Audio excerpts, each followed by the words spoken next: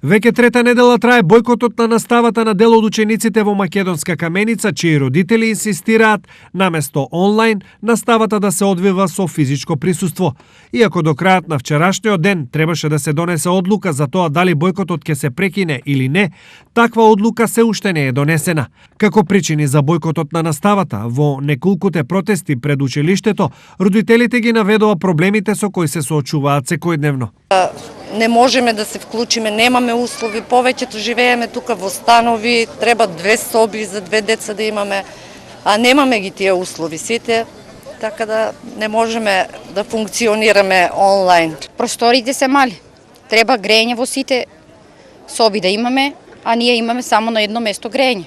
Значи не може да функционира дома со 3 деца. Комисијата за заразни болести трет пат поред го одбива барањето на училиштето и општината за настава со физичко присуство, а министерката за образование Мила Царовска на родителите им порача дека бојкотот мора да престане. Здравјето на граѓаните не е флоскула, здравјето на граѓаните се животи на нашите баби, дедовци, мајки, татковци, заради тоа што младите може да пренесат. Иако одлучила Комисијата за заразни болести дека на вистина на овој начин е најдобро да го заштитиме здравјето, јас ги повикувам сите ученици и сите наставници да се придружат во овој начин на изведување на настава согласно препораките на Комисијата за физичко присуство и Комисијата за заразни болести. Во меѓувреме, општина Македонска Каменица успеа да набави 200 таблет компјутери за 150 ученици од ова училиште и остатокот за потребите на учениците од средното училиште.